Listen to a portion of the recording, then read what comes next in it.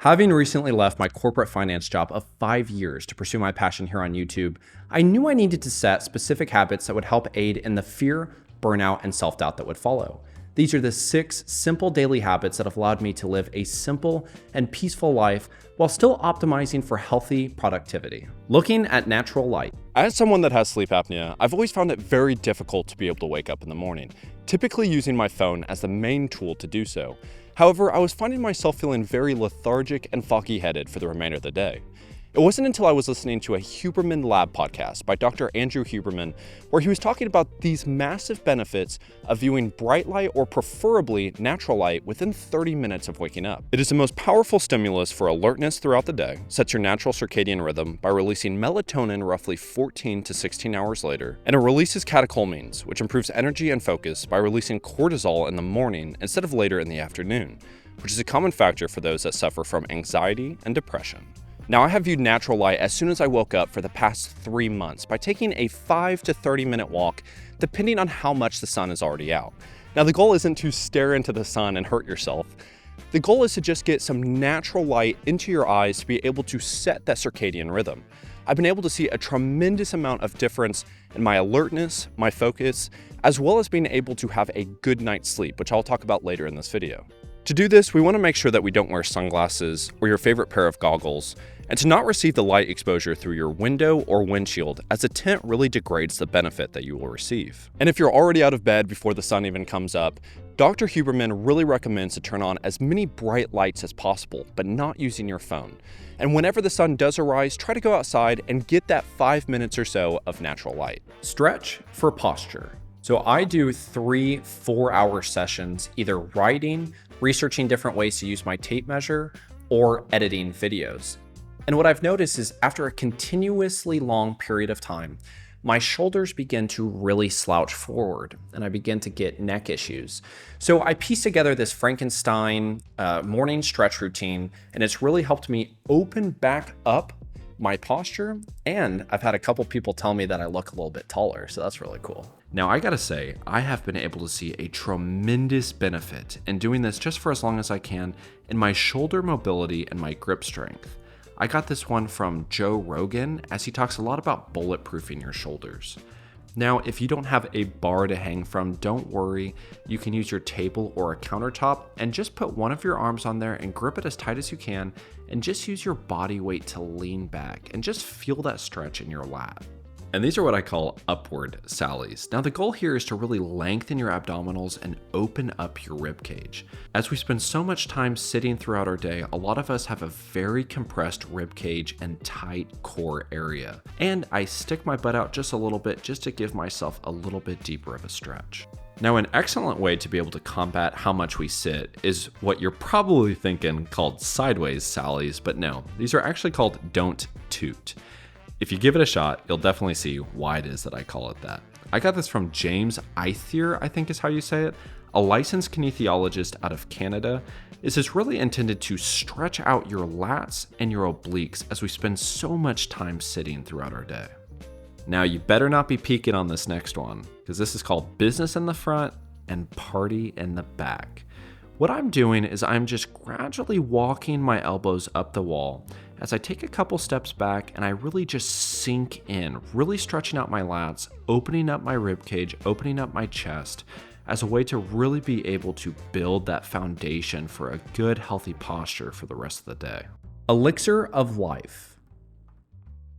So I've been making this for well over a year now, and while I don't necessarily make it every single day, it is such a tremendous health hack, I felt like I had to put it on here. This comes from Dr. Berg, where he blends a whole organic lemon, 8 ounces of water, and 1 cup of frozen blueberries. And before you just skip to the next chapter, please let me explain the benefits of what you get from a whole lemon.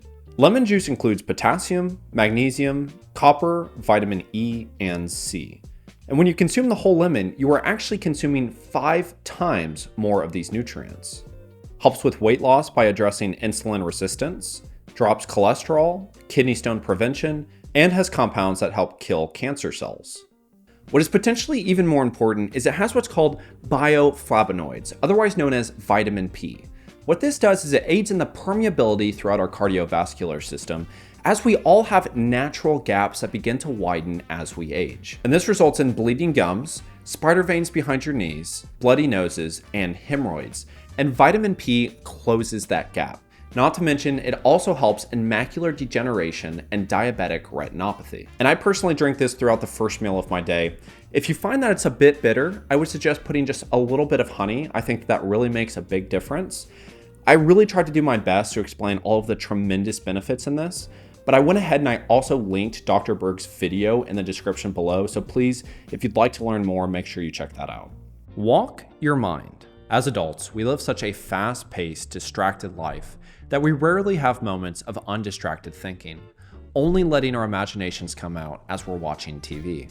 Imagine if you took away the action figures, coloring books, and a pillow fort away from a little kid and instead handed them a book on how to be creative and a list of tasks that need to be done or else the world will explode, all while sitting there and pressuring them until they did it. You absolutely would not do that because those are the moments that define a childhood.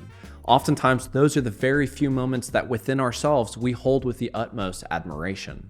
And yet, while that sounds very silly what I just mentioned, that is what we are doing to ourselves as adults. We are never letting our inner child go out to play, or what I like to call just letting our minds wander. Typically, after I eat my lunch, before I start my next 4-hour session, I sit down for about 5 or 10 minutes and I let my mind just completely wander. It has allowed me to be much more calm. It's allowed me to be able to focus better on my next 4-hour session, and it lets me just feel like I'm giving myself grace, allowing myself to have intentional time to do unintentional things. Read before bed. As I've never really been able to have a good relationship with sleep, I was really beginning to see that benefit of that natural melatonin being released. I was feeling tired enough to get in bed, but I wasn't able to calm my mind down enough to being able to actually fall asleep.